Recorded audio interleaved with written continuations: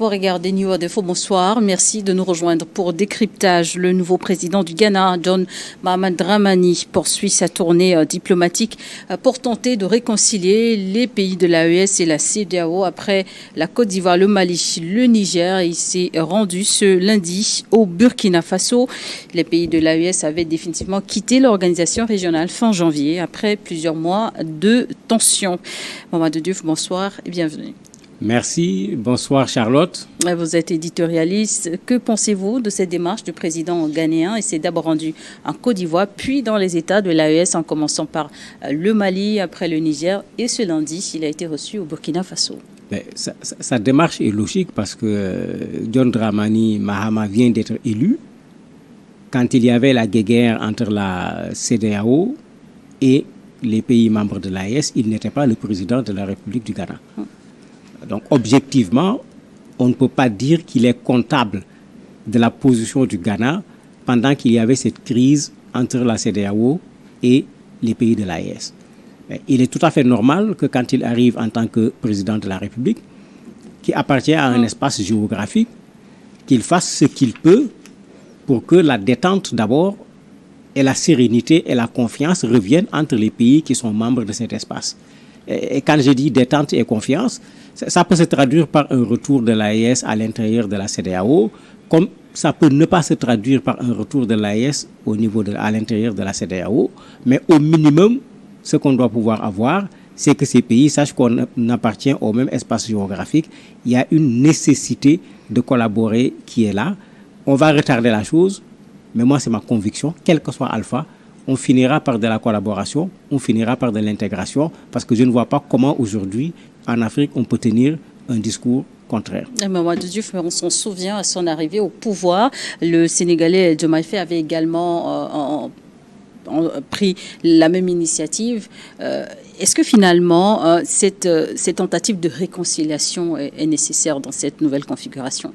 Oui, elle est nécessaire pour deux raisons. La première raison, on n'a pas besoin de faire une démonstration pour démontrer qu'il est meilleur que ces 15 pays soient ensemble, qu'ils soient dispersés.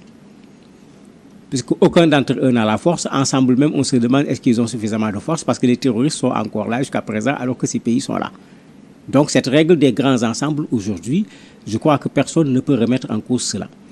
Deuxième élément, dans tous ces pays, ce que les gens veulent, c'est du panafricanisme.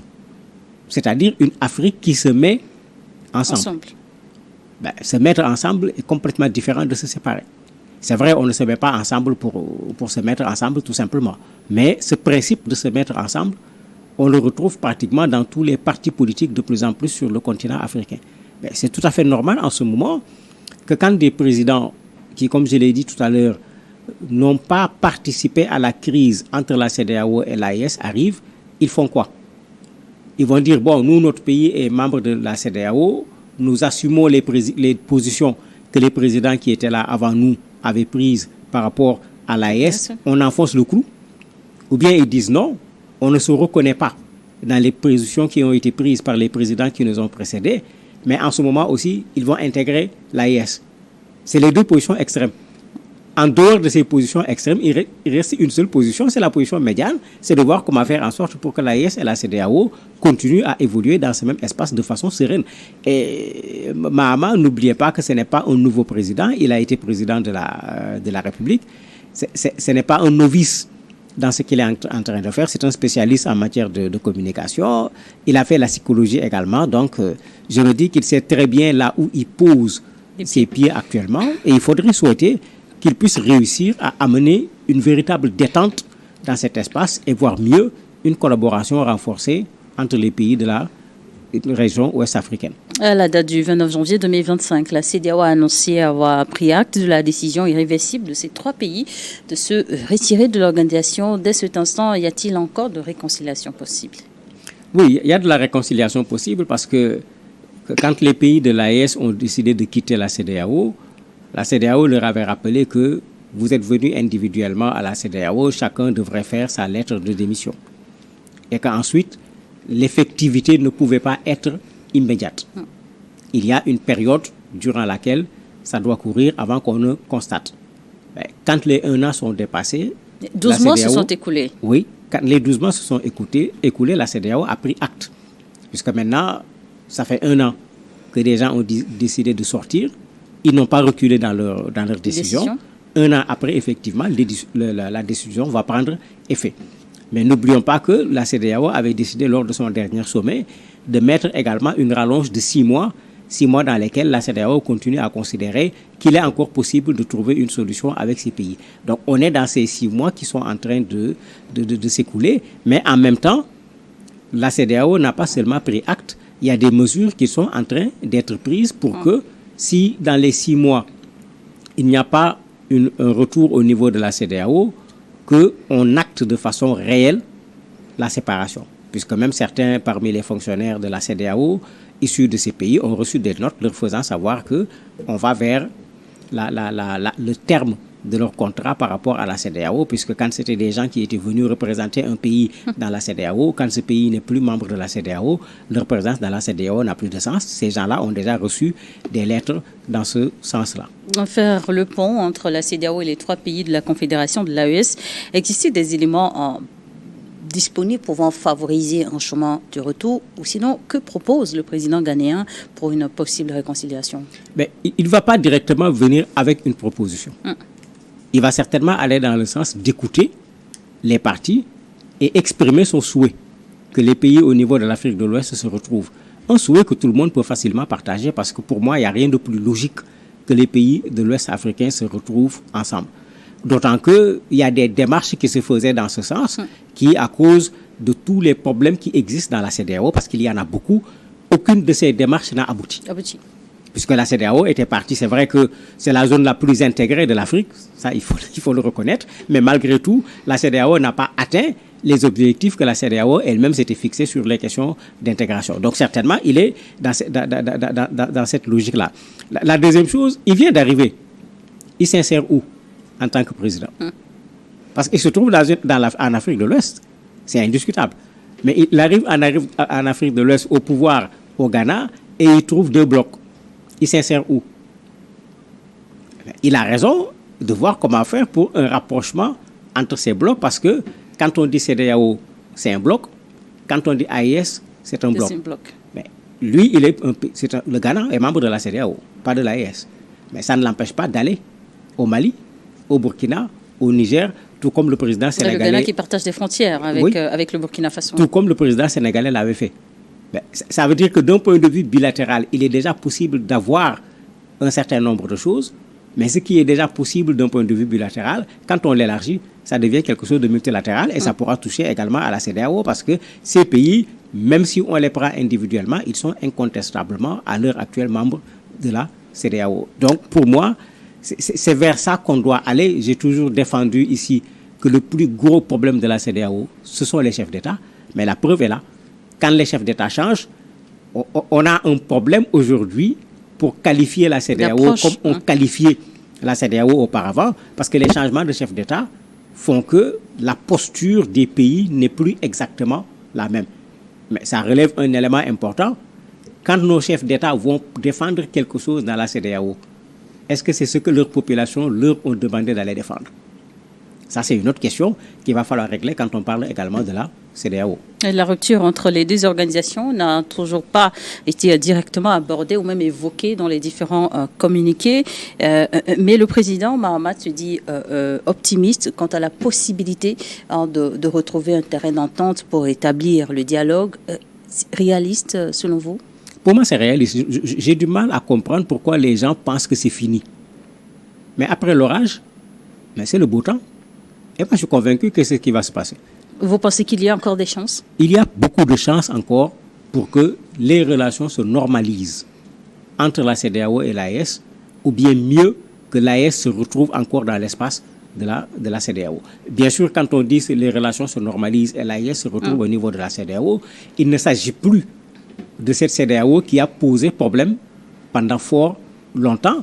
Une CEDEAO en crise dont les éléments de crise ont été relevés plusieurs fois avant même que ce problème ne se pose avec l'AES, parce que ce n'est pas quand le problème s'est posé avec l'AES que la CEDEAO a été critiquée. La CEDEAO a été critiquée bien avant dans ses médiations. D'ailleurs, il y en a une qui est là devant nous avec ce qui se passe actuellement au niveau de la Guinée-Bissau. Donc, nécessairement, il faudra une CEDEAO réformée. Que l'AES revienne ou que l'AES ne revienne pas, cette réforme, elle est incontournable si la CEDEAO veut continuer d'exister.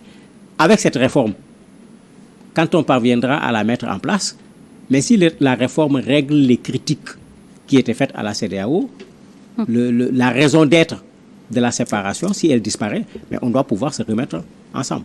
Moi, je reste optimiste. Nous sommes en Afrique de l'Ouest et encore une fois, aucun problème entre les peuples. Les problèmes se trouvent au niveau des chefs d'État. Vous êtes optimiste, Mamadou Diouf, tout comme le président ghanéen, et les discussions entre les dirigeants se sont également concentrées sur la menace terroriste dans la région du Sahel. Comment réussir à réunir tous les États autour de cette même cause? Je n'ai jamais compris pourquoi jusqu'à présent, sur la question du terroriste, nos chefs d'État n'ont pas écouté les rencontres internationales, les spécialistes sur les questions, les instituts qui travaillent sur les questions de sécurité. Parce que bien avant que le Togo ne soit attaqué, que la Côte d'Ivoire ne soit attaquée, mais quand vous regardez ce qui a été produit d'un point de vue scientifique par ces structures, mais il avait été dit de façon extrêmement claire que cette affaire du terrorisme ne s'arrête pas dans les pays où cela se trouve. Et dès ce moment, il était dit de façon très claire qu'au minimum, l'Afrique de l'Ouest devait s'organiser pour combattre le terrorisme. La meilleure solution, c'était que ça soit le continent africain, parce que c'est vrai que nous l'avons ici au niveau du Sahel, mais nous l'avons cette question également dans d'autres espaces sur le continent africain. Donc ce minimum-là, on ne l'a jamais eu. J'ai critiqué ici plusieurs fois le G5 en disant que je n'ai pas compris pourquoi on l'enferme sur ces 5 pays. Il fallait intégrer les autres pays, même si ces pays n'avaient pas été attaqués par le terrorisme. Mais voilà une raison supplémentaire qui montre encore qu'au niveau de la CEDEAO, il y a des espaces, il y a des questions sur lesquelles on doit pouvoir s'entendre. La question du terrorisme en fait partie. On doit pouvoir lutter contre le terrorisme au niveau du Sahel, même si ce Sahel se trouve essentiellement dans les pays de l'AES, ça ne doit pas empêcher aux pays qui sont en dehors de l'AES de le combattre. Prenons un exemple. Vous avez un mouvement qui s'appelle Moujao. Mouvement pour l'unité, le djihad en Afrique de l'Ouest.